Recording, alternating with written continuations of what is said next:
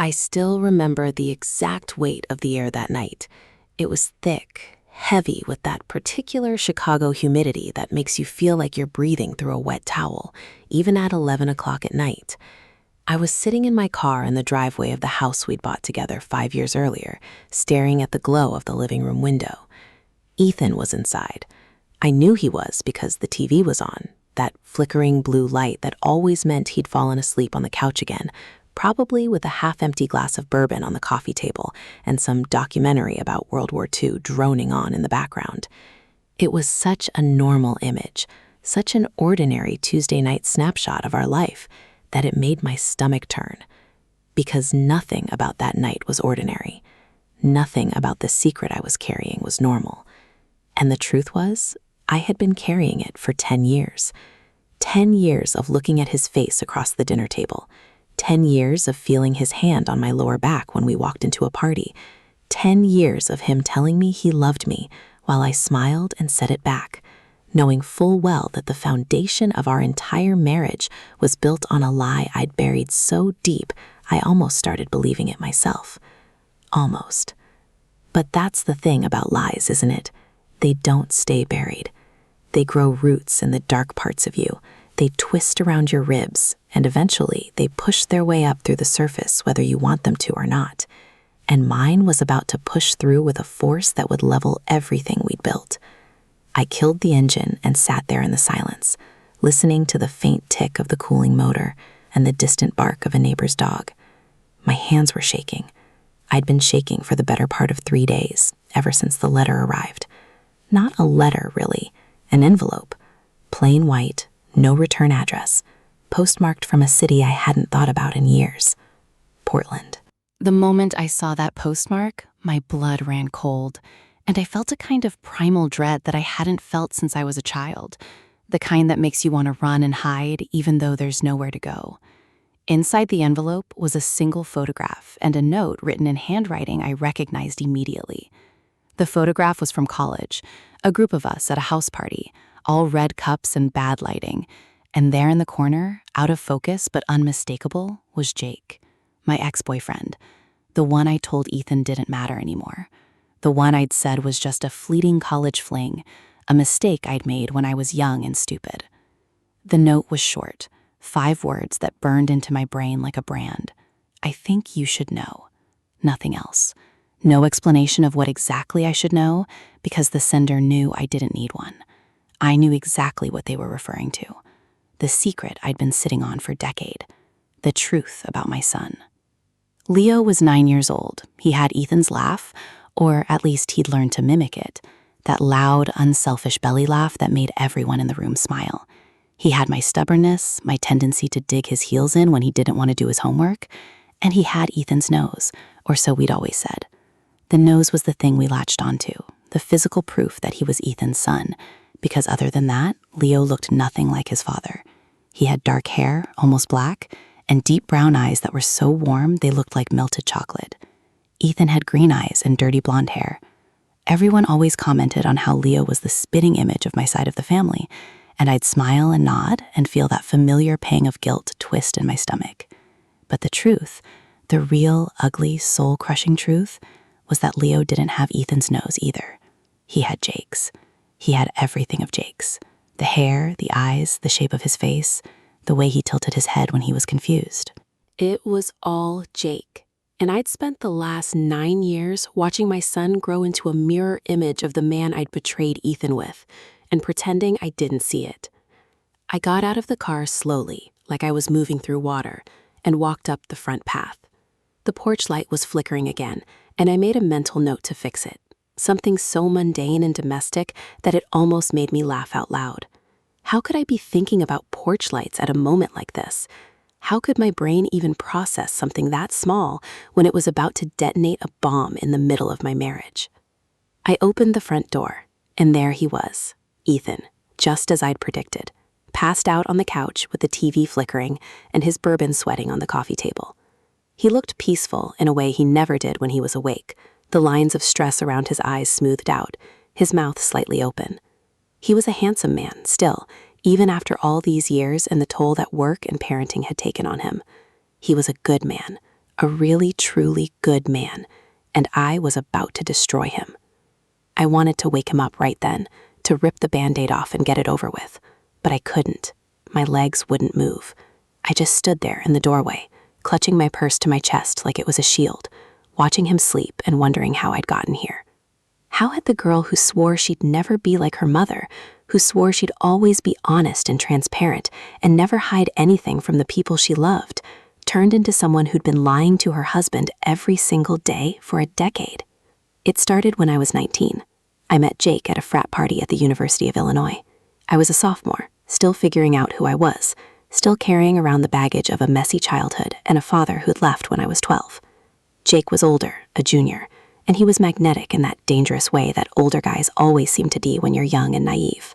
He had a motorcycle and a crooked smile, and a way of looking at you that made you feel like you were the only person in the world. He was also a cheater. I found out about 3 months in, when I walked into his apartment to surprise him and found him in bed with a girl from his philosophy class. I was devastated, but not devastated enough to stay away from him. I went back to him 3 times over the next 2 years, each time convinced that he'd changed, that he loved me, that this time would be different. It never was. The last time I walked away, I swore I was done with him for good. But I wasn't done with him. Not completely. Because I walked away from him carrying a secret that I wouldn't fully understand until years later. That secret was Leo, but not the way you think. The real secret wasn't that Jake was Leo's biological father. I didn't know that then. What I knew, what I kept buried for all those years, was that I'd slept with Jake one last time, 2 weeks before I started dating Ethan. It was a goodbye, a terrible, messy, tear-filled goodbye that I told myself was closure. I told myself I needed it to move on, to finally cut the cord and let go of him so I could be free. I convinced myself that it didn't count because I was ending things, because I wasn't going back, because it was the last time. And then I met Ethan a month later, and he was everything Jake wasn't. He was steady and reliable and kind, and he looked at me like I was something precious. He was the kind of man who held your hand in public and never made you feel like you had to compete for his attention. I fell for him hard and fast, and by the time I realized I was pregnant, I had convinced myself that the timeline worked. I had convinced myself that the baby had to be Ethan's because I wanted it to be Ethan's. I wanted a fresh start. I wanted to be the girl who met a good guy and built a beautiful life, not the girl who slept with her cheating ex-boyfriend on a dirty mattress in a studio apartment while crying. I told myself the math was close enough. I told myself it didn't matter. I told myself that even if there was a chance, the smallest sliver of a chance, that the baby was Jake's, it didn't change the fact that Ethan would be a wonderful father, that he would love this child unconditionally, and that I would love him so fiercely that no secret could ever touch us. I was young. I was stupid. I was terrified of being alone. So I buried it. I buried it so deep I almost believed it.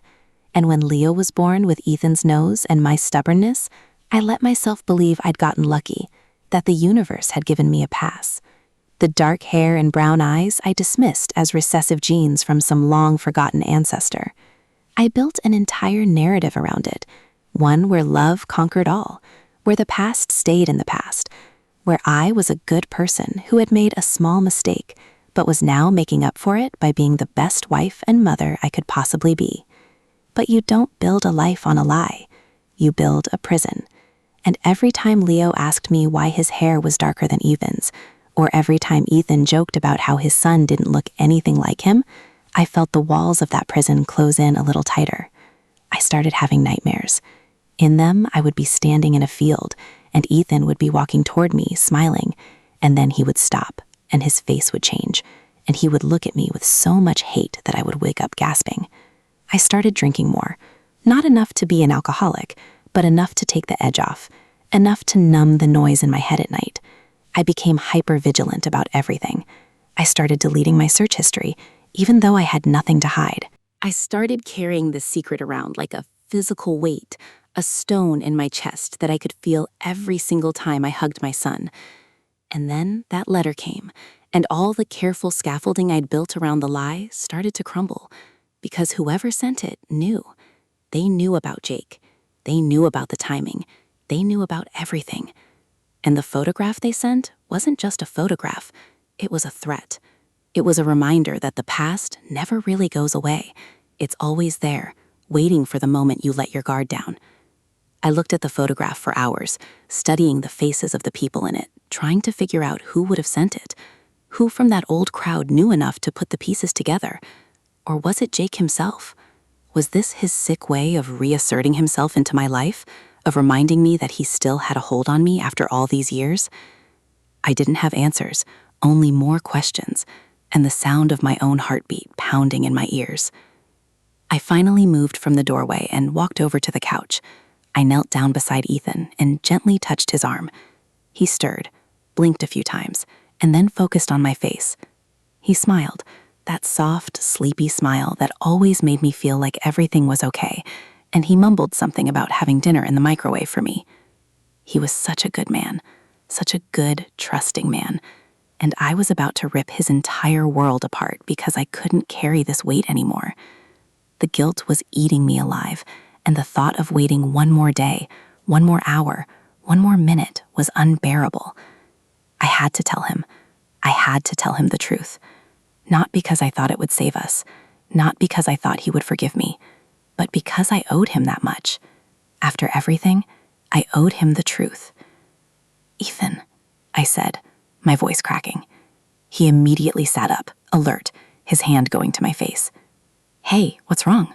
You look pale. Did something happen?" I shook my head, tears already streaming down my cheeks.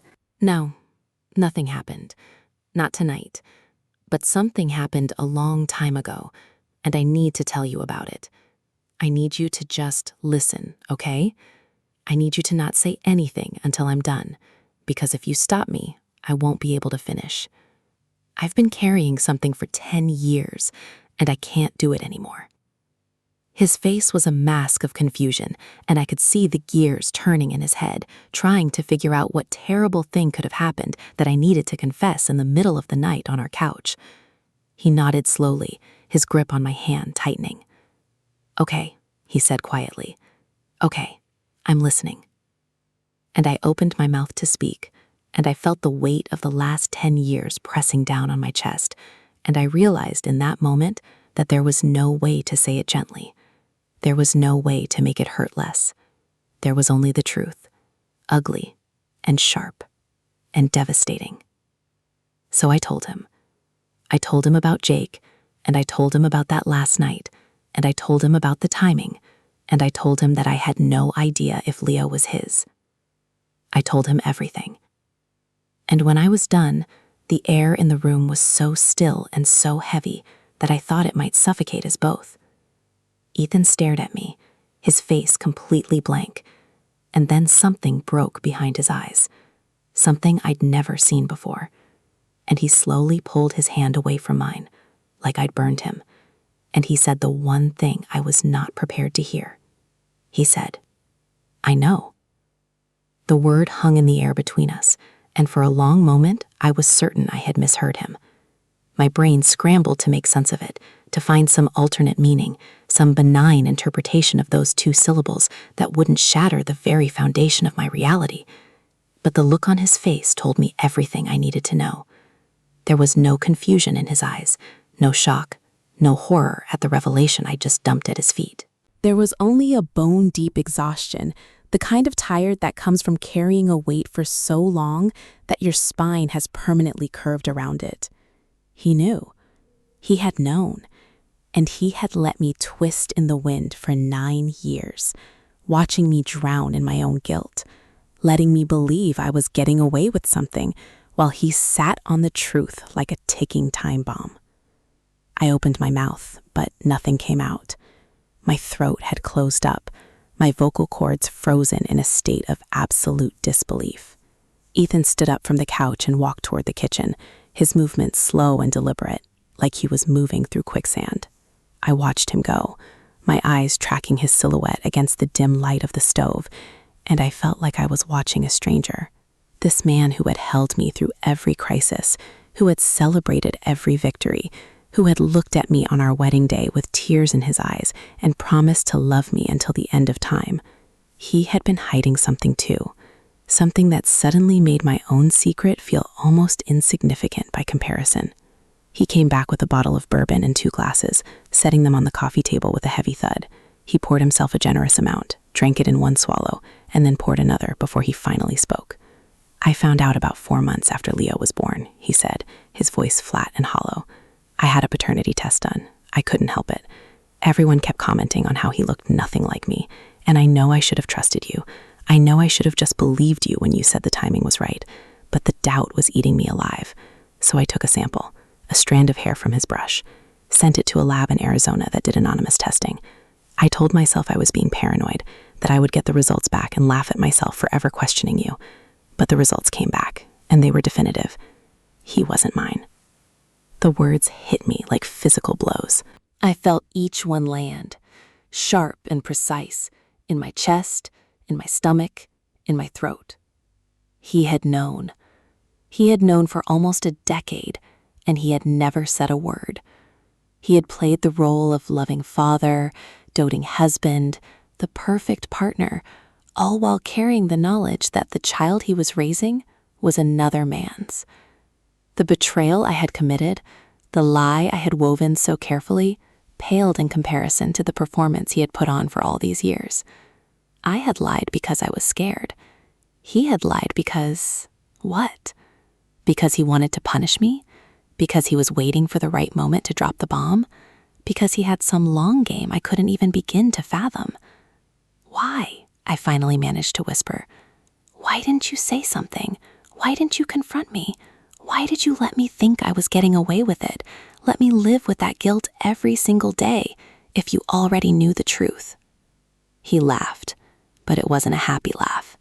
It was bitter and jagged, like broken glass. "Because I wanted to see how long you would keep it up. I wanted to see if you would ever come clean on your own. I wanted to know if you had any integrity left, or if you were just going to take this secret to your grave." He shook his head, pouring himself another drink. "And every day that passed, every year that went by, I watched you dig yourself deeper into the lie. You would hold Leo and look at me with those big, innocent eyes, and I would think, this is the woman I married. This is the woman who promised to love me and honor me and be honest with me. And she is looking at me right now and lying. She is lying every single day. And I hated you for it, but I hated myself more for staying." The confession was like a knife twisting in my gut.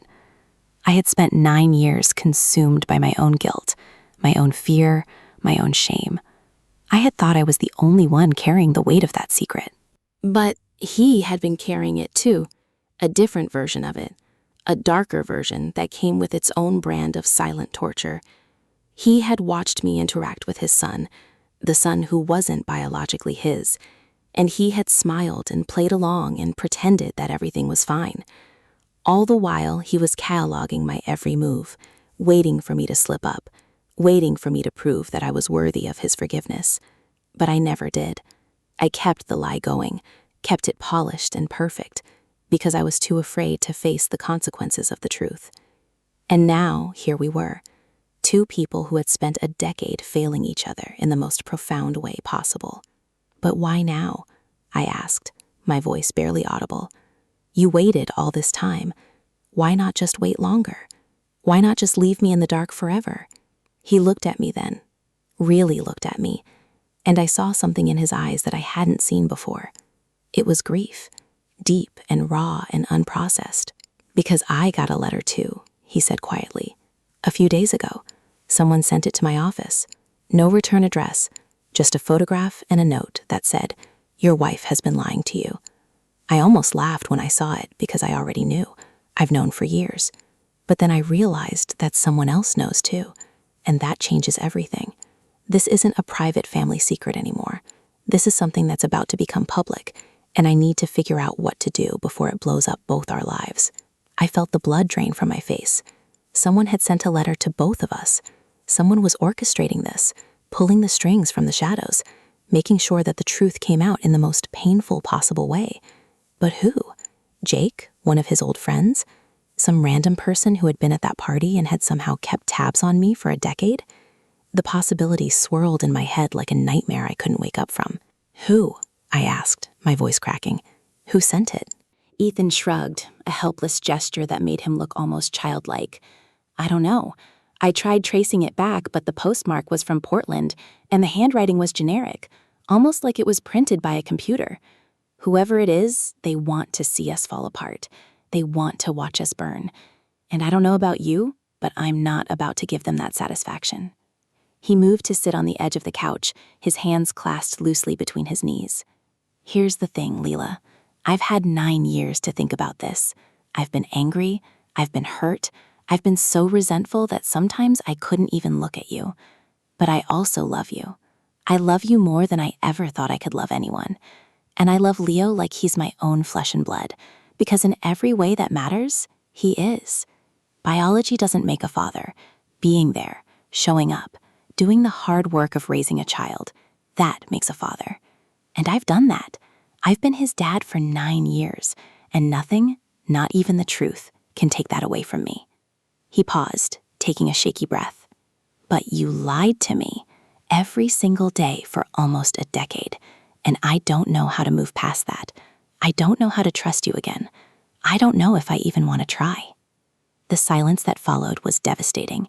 It was the kind of silence that speaks volumes, that fills the room with all the things neither of us was brave enough to say.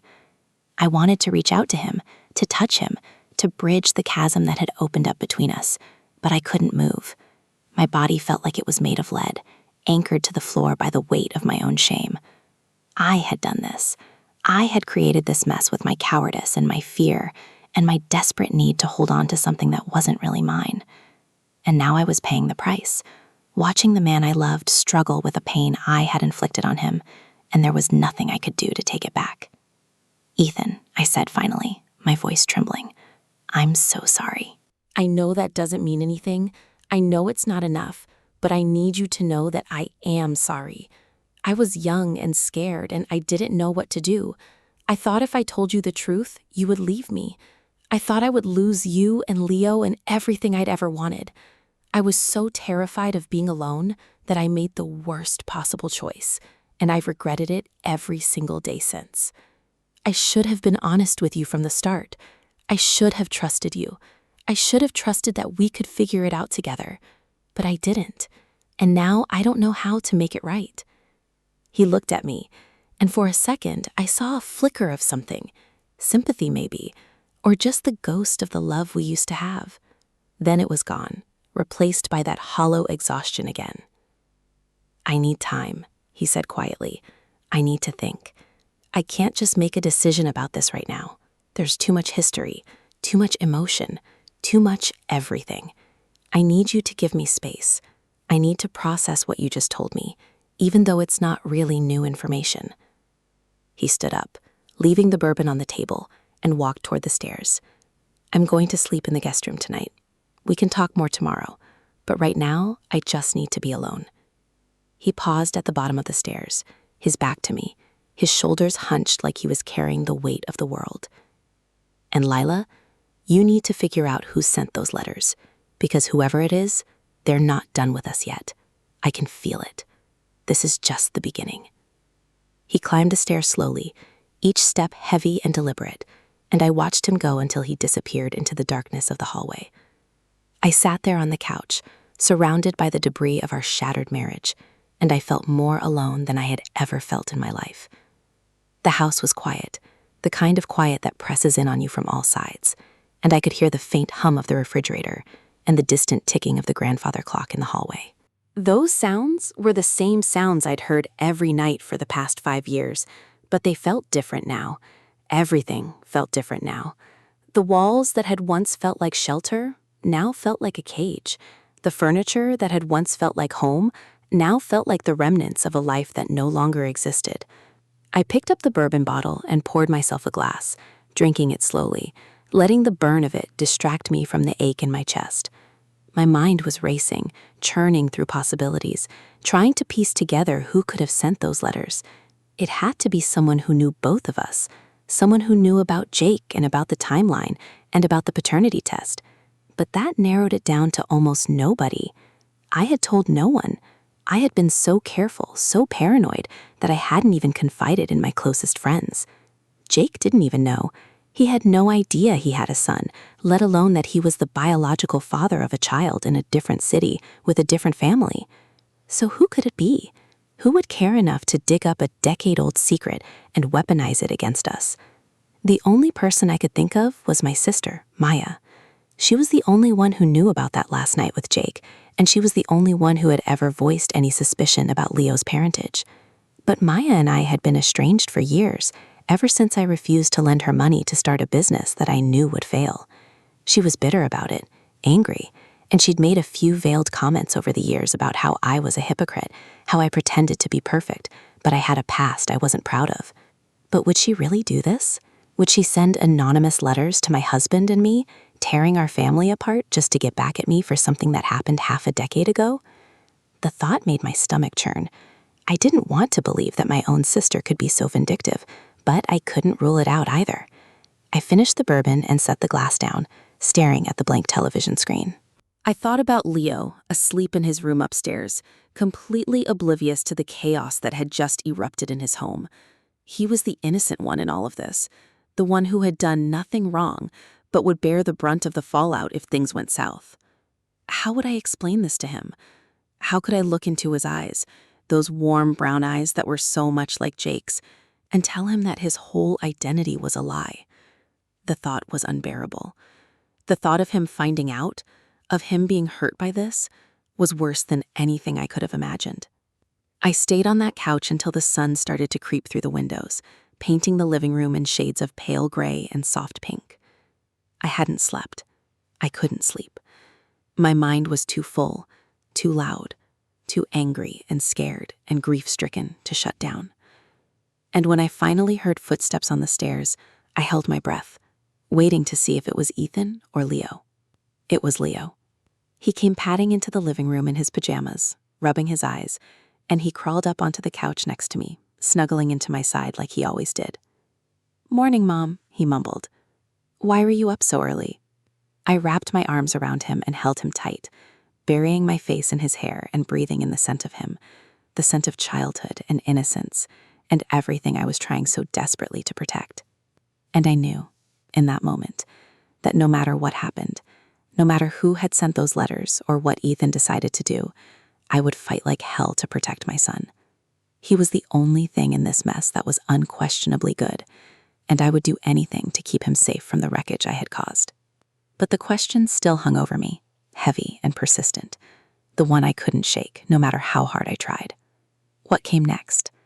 How did you piece together a marriage that had been built on lies on both sides? How did you move forward when the past was always one letter away from destroying everything? I didn't have the answers. I didn't even have a plan. All I had was a 9-year-old boy in my arms and a husband who couldn't even look at me, and the terrifying certainty that whoever had sent those letters was far from finished. The days that followed were a blur of surreal domesticity, the kind of mundane routine that feels almost obscene when your world is crumbling around you. I made Leo's lunches, packed his backpack, drove him to school, and smiled at the other moms in the pickup line like everything was normal. I went to work, sat through meetings, responded to emails, and pretended I wasn't running on 3 hours of sleep and a constant low-level hum of panic. And every night, I came home to a house that felt like a mausoleum, where Ethan and I moved around each other like ghosts, speaking only when absolutely necessary, avoiding eye contact and physical touch as if we were both carrying some contagious disease. He was still sleeping in the guest room. I had stopped asking him to come back. The rejection was too painful, and the look on his face when I brought it up was enough to make me retreat into myself. But the silence was almost worse than the fighting. At least if we were fighting, we were engaging with each other, acknowledging that something was broken and needed to be fixed. The silence was a wall, cold and impenetrable, and every day it grew a little higher, a little thicker, until I felt like I was living in a soundproof box with the person I loved most in the world, completely unable to reach him. I started to wonder if he would ever forgive me, if he even could. The paternity test had been a betrayal of trust on his part, a secret he'd kept for nearly as long as I'd kept mine, But I understood why he'd done it. He'd been suspicious, and instead of confronting me, he'd found a way to confirm his fears without having to have the hard conversation. It was a coping mechanism, a way to protect himself from the pain of direct confrontation. I had done the same thing, in my own way, by avoiding the truth and hoping it would just go away. We were both cowards. We were both guilty. And that shared guilt made everything more complicated, because it meant neither of us could claim the moral high ground. I spent a lot of time thinking about the letter, about who had sent it and why. The more I turned it over in my mind, the more I became convinced that it was Maya. I hadn't spoken to her in years, but I'd heard through the grapevine that she'd gotten married and moved to the West Coast. Portland was the perfect cover, far enough away to feel anonymous, but close enough to be plausible. She had always been jealous of me, of my life, my marriage, my son. She'd never said it outright, but I could feel it in the little comments she'd make, the way she'd roll her eyes when I talked about my life, the way she dismissed my accomplishments as luck or privilege. She was the kind of person who couldn't stand to see others happy, and the thought of her sitting in her apartment somewhere, rubbing her hands together and scheming about how to destroy me, made my blood boil. But I didn't have proof. I couldn't just confront her based on a hunch, not when it could be anyone from that old crowd, anyone who remembered me and Jake and the timing of everything. I needed more information. I needed to find out who the sender was, and I needed to find out what they wanted, because they had to want something. Nobody goes to this much trouble just for the thrill of watching a marriage implode. There was an end game here, a purpose, and I was determined to figure out what it was before it was too late. I started by digging through old boxes in the attic, looking for anything that might give me a clue. I found photo albums, yearbooks, old letters, and a shoebox full of random memorabilia from my college years. Among the debris, I found a faded Polaroid of me and Jake at a party, our faces pressed together, both of us grinning like idiots. I stared at it for a long moment, feeling the ghost of that old love, that old pain brush against my skin. He had been my first real relationship, my first heartbreak, my first experience with betrayal. And yet somehow I had let him back into my life one last time, that night before I met Ethan, because I was weak and I was lonely and I couldn't bear the thought of never seeing him again. It was a decision I had made in a moment of weakness, and it had come back to haunt me 1,000 times over. But if I could go back in time, if I could undo that one single night, I would do it in a heartbeat. That night had cost me everything. It had cost me my honesty, my integrity, and now, potentially, my marriage. I found a notebook from my junior year, filled with half-baked poetry and angsty journal entries, and I flipped through it, looking for any mention of Jake or the party or anything that might link to the letter. There was nothing.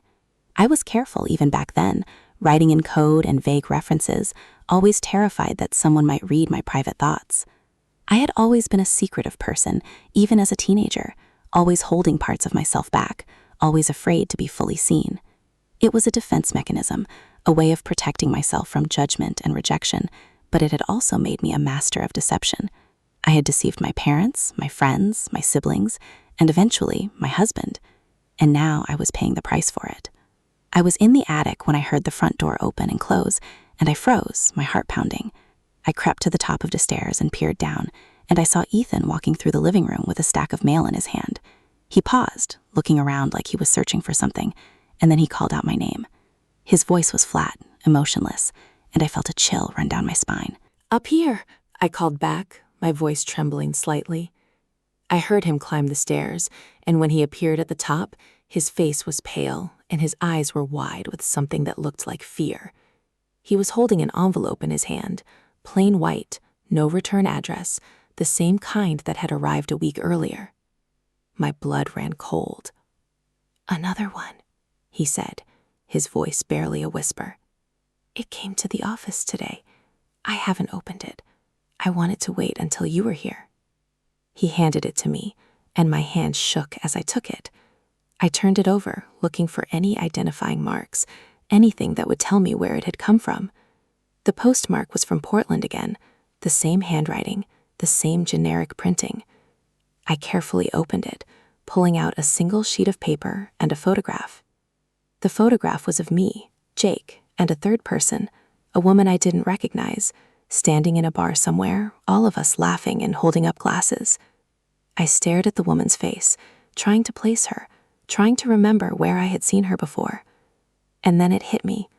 She was Jake's sister, Emily. I had met her once, briefly, at a party, and she had been friendly enough, but we'd never stayed in touch. The note was brief, typed, and it read, "You think you're the only one who has something to hide. Ask your husband about the girl in the photograph, the girl with the red hair. She was at the same party. She knows everything, and she's been waiting a long time to tell you." I read the note 3 times, my brain struggling to make sense of it. The girl with the red hair. The party. What party? What was Ethan hiding?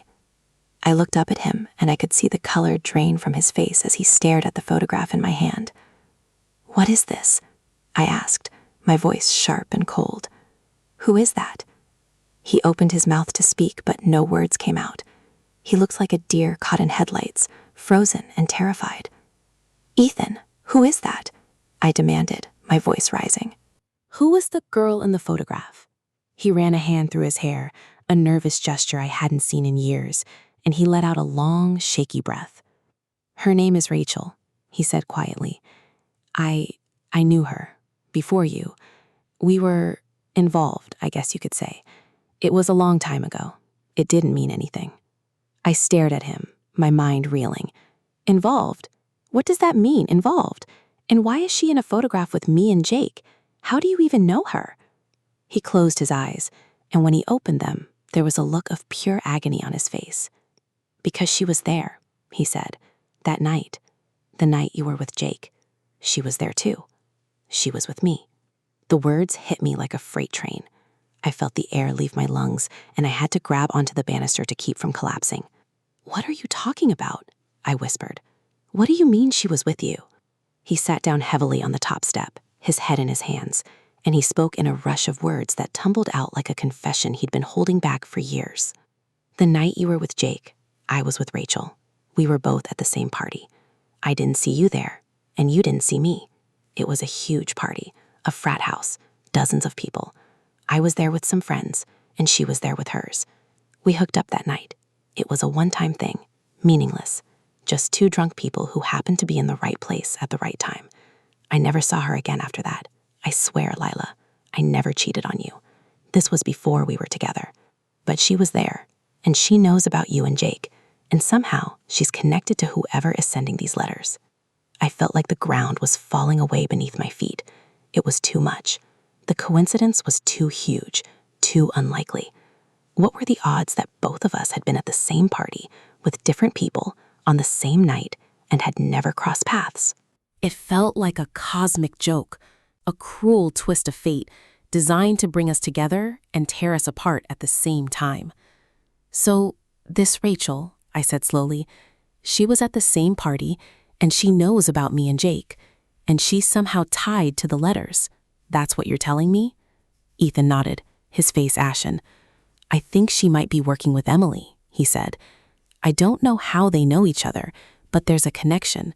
They're pulling strings, both of them, trying to hurt us, and I think I know why." He looked up at me, and there was a depth of sadness in his eyes that I'd never seen before.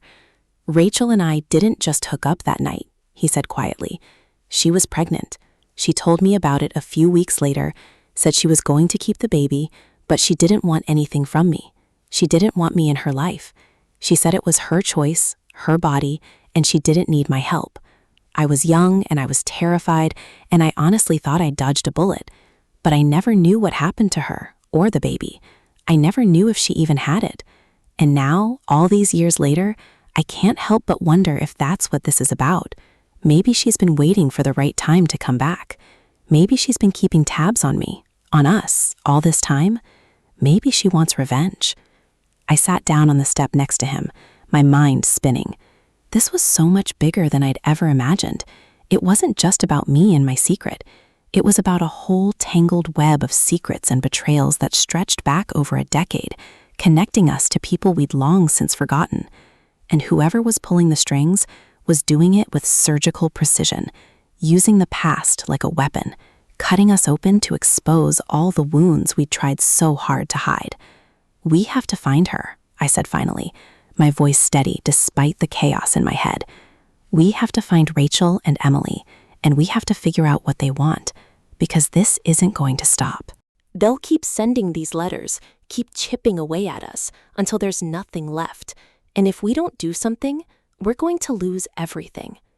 Ethan looked at me, and for the first time since I told him the truth, I saw something other than pain in his eyes. I saw a flicker of resolve, a hint of the old Ethan, the man who would fight for what he believed in. "You're right," he said. "We have to face this head on, together." He reached out and took my hand, and the feel his fingers intertwined with mine sent a shock through my system. It was such a simple gesture, but after days of coldness and distance, it felt like a lifeline. "But if we're going to do this," he said, "we're going to do it without any more secrets. No more hiding, no more lies. We tell each other everything, every single thing. Because if we can't trust each other, we don't stand a chance against whatever's coming." I nodded, tears streaming down my cheeks. "No more secrets," I agreed.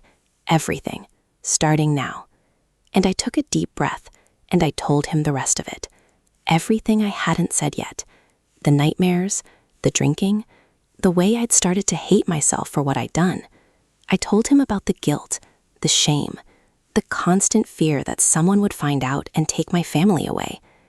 I told him about the night I'd almost told him the truth, 3 years ago, when Leo was 6 and had asked why he didn't look like his father, and I'd broken down in the bathroom and cried for an hour. I told him everything, and he listened without interrupting, holding my hand and letting me speak until there was nothing left to say. And then he told me his own story. He told me about his childhood, about a father who was emotionally absent and a mother who never stood up for him. He told me about his fear of abandonment, his fear of being alone, his fear that he wasn't enough.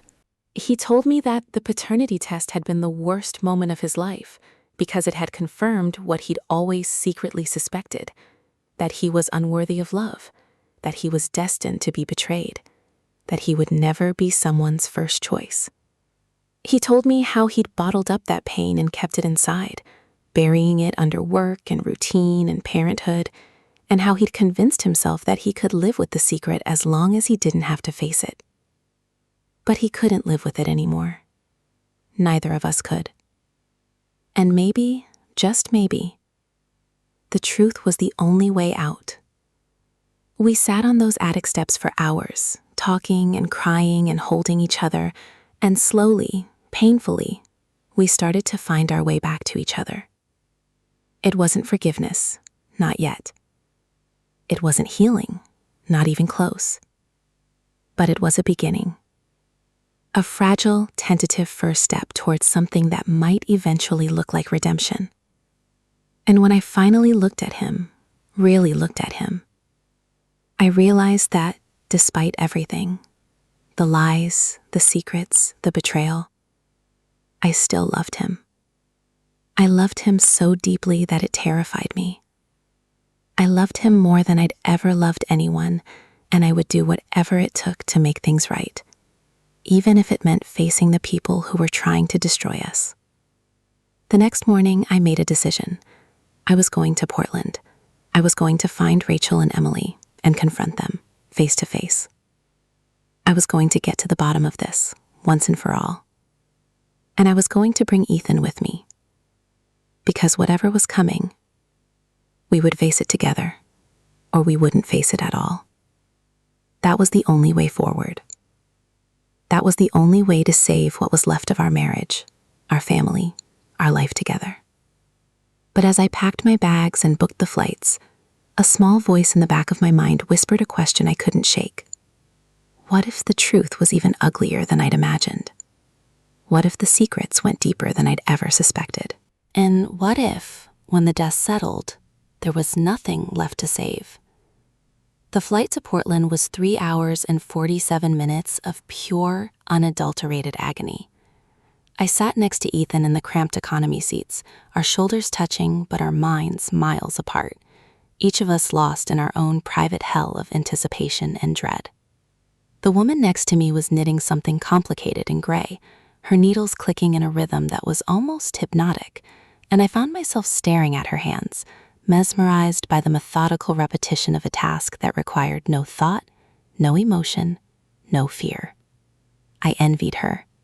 I envied the simplicity of her life, the way she could sit in a metal tube hurtling through the sky and focus on nothing more than creating a scarf for someone she probably loved. My own hands were clenched so tightly in my lap that my knuckles had gone white, and no matter how many times I tried to unclench them, they kept curling back into fists. Ethan hadn't said much since we'd left the house. He'd been quiet at the airport, quiet on the shuttle, quiet through security, and now quiet in the air. I knew he was processing, just like I was, trying to prepare himself for whatever we were about to walk into. We had no plan, no strategy, no clear idea of what we were going to say or do when we found Rachel and Emily. All we had was an address we'd dug up after hours of online sleuthing, a rundown apartment building in a part of Portland that looked like it had seen better days. It wasn't much, but it was a start, and right now it was all we had. The plane landed with a jolt that snapped me out of my trance, and we gathered our bags and made our way through the terminal in silence. Portland was gray and drizzly, the kind of weather that seeps into your bones and makes everything feel heavy and damp. It was fitting, I thought, for a city that held the secrets of our destruction. We picked up a rental car, a nondescript sedan that blended into the traffic, and we drove through the streets, following the GPS to the address we'd found. The neighborhood was run down, filled with boarded-up storefronts and graffiti-covered walls, and I felt a knot of unease tighten in my stomach.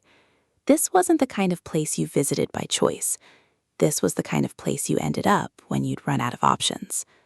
We parked across the street from the apartment building and sat there for a long moment, staring at the faded brick facade and the cracked windows. "Are you ready?" Ethan asked, his voice low and rough.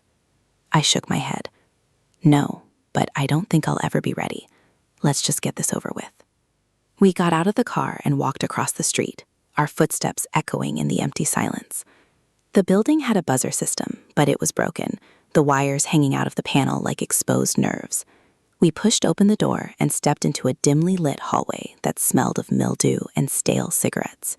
The floor was sticky, and the walls were covered in a layer of grime that looked like it had been there for decades. The apartment we were looking for was on the 3rd floor, and we climbed the creaking stairs, our hearts pounding in unison. When we reached the door, I hesitated, my hand hovering over the wood. What if we were wrong? What if this was a dead end and Rachel didn't even live here anymore? What if we were walking into a trap? The questions swirled in my head like a tornado, but I pushed them aside and knocked. The sound was loud in the silence, and I heard movement inside, a shuffling of feet, the creak of floorboards. Then the door opened, and I found myself staring into the face of a woman I didn't recognize. She was in her early 30s, with dark circles under her eyes and a weary expression that made her look older. Her hair was a faded shade of red, pulled back in a messy ponytail, and she was wearing a t-shirt and jeans that had seen better days. "Rachel?" I asked, my voice barely a whisper. She looked at me, then at Ethan, and her face went pale. "I was wondering when you'd show up," she said, her voice flat. "Come in, I guess. Might as well get this over with." We stepped inside, and I felt a chill run down my spine. The apartment was small and cluttered, filled with old furniture and stacks of boxes that had never been unpacked. There were photographs on the walls, faded and yellowed, and I caught a glimpse of a younger Rachel, smiling, carefree, nothing like the hollow-eyed woman standing in front of me. She gestured for us to sit on a sagging couch, and we did, perching on the edge of it like we were ready to bolt at any moment. She sat across from us in a worn armchair, and she looked at us with a mixture of resentment and something that might have been sadness. "I know why you're here," she said. "Emily told me you'd probably figure it out eventually. She's been waiting for this moment for a long time." I leaned forward, my hands clasped tightly in my lap. "Why?" I asked. "Why are you doing this? What do you want from us?" Rachel laughed, a bitter, hollow sound. "What do I want? I want closure. I want answers. I want the truth. And I want you both to feel even a fraction of the pain I felt for the last 10 years. She stood up and walked over to a bookshelf, pulling out a worn photo album. She opened it to a page and handed it to me. It was a picture of a little girl, maybe 7 or 8 years old, with bright red hair and a gap-toothed smile. She was beautiful, innocent, full of light. "That's my daughter," Rachel said quietly. "Her name is Lily. She's your daughter too, Ethan. I know you didn't know. I know I told you I didn't want anything from you. But I lied. I lied because I was scared, and I was young, and I thought I could handle it on my own." But I couldn't. And now she's gone, and I have nothing. The words hit the room like a grenade. I felt the air leave my lungs, and I saw Ethan's face go white, his mouth opening and closing like a fish gasping for water. "Gone?" he finally managed to choke out. "What do you mean, gone?" Rachel's eyes filled with tears, and she wiped them away with the back of her hand. "She died 3 years ago. A car accident. Drunk driver. She was on her way home from a friend's house, and a truck ran a red light, and she was gone before the ambulance even got there. She was 12 years old, and she had her whole life ahead of her, and she was taken away because some selfish bastard couldn't be bothered to call a cab." I felt tears streaming down my own face, a grief that wasn't mine but felt almost as heavy. I looked at Ethan, and I saw the weight of this revelation crashing down on him like a tidal wave. He had a daughter he'd never known, a daughter who was now dead, and he'd missed her entire life. He'd missed her first steps, her first words, her first day of school, all of it. And he'd never had the chance to be her father. "Why didn't you tell me?" he asked, his voice breaking. "Why did you keep this from me for so long?" Rachel laughed again, but it was a broken sound, jagged and raw. "Because I was angry. I was angry at you for not even trying to find me, for not checking in, for not caring enough to see if I was okay. And then I saw you get married, saw you have a son, saw you build this perfect little life while I was struggling to raise our daughter alone, and I hated you for it. I hated you so much that I wanted to destroy everything you loved, the way you'd destroyed me." She turned to me, and there was a fire in her eyes that made me shrink back. "And you," she said, her voice dripping with venom, "you think you're the victim here? You had everything. A husband who loved you, a son who adored you, a home, a career, a life. And you threw it all away because you couldn't be honest. You lied to him for a decade, and you're acting like you're the one who's been wronged." I opened my mouth to defend myself, but no words came, because she was right. I had been selfish. I had been cowardly, and I had hurt the people I loved most in the world, just like she had. "But I didn't send those letters to hurt you," Rachel continued, her voice softer now. "I sent them because I needed you to understand. I needed you to feel what I felt. I needed you to know that the past doesn't just disappear. It stays with you, every single day, shaping who you are and what you become. And I needed you to know that you're not the only one who's been hiding secrets. None of us are innocent. None of us are blameless." We sat in silence, the weight of her words pressing down on us. I looked at Ethan, and I saw the tears streaming down his face, saw the pain and the guilt and the helplessness. He had a daughter he would never get to know, and I had a husband who was grieving a child he'd never known he had. The irony was so cruel, so devastatingly perfect, that I almost laughed. Almost. But there was no humor in any of this. There was only pain and loss, and the horrible realization that the truth didn't set you free. It just gave you a new cage to live in. I reached out and took Ethan's hand, and he held on to me like I was the only thing keeping him grounded. "What do you want from us?" I asked Rachel, my voice barely above a whisper. "What can we do to make this right?" She shook her head, a tear sliding down her cheek. "There's nothing you can do. Lily is gone, and nothing you say or do will bring her back. But I wanted you to know. I wanted him to know." She looked at Ethan, and her eyes softened, just a fraction. "I know you didn't know. I know you would have been there if you'd known. But that doesn't make it easier. It doesn't make it hurt less." We sat there for a long time, talking about Lily, sharing stories and memories that were more hers than ours. She showed us photographs, told us about her favorite foods and her obsession with horses, and the way she used to sing off-key in the shower. We listened, and we grieved, and for a brief, fragile moment, we were united in our shared loss. When it was time to leave, Rachel hugged us both, and I felt a strange sense of peace settle over me. It wasn't forgiveness, not exactly, but it was a beginning, a step towards something that might eventually resemble healing. As we walked back to the car, Ethan reached over and took my hand, and I held onto it like it was the only anchor in a stormy sea. "I don't know how to process this," he said quietly. "I have a daughter I'll never get to meet, and I don't know how to mourn someone I never knew existed." I squeezed his hand. "We'll figure it out together," I said, one step at a time. He nodded, and we got into the car and drove away, leaving Portland and its secrets behind us. But as we merged onto the highway, I noted something in the rearview mirror. A car, a dark sedan, had been following us since we left Rachel's apartment. It was staying back, keeping its distance, but it was there. I felt a chill run down my spine, and I realized that the game was far from over.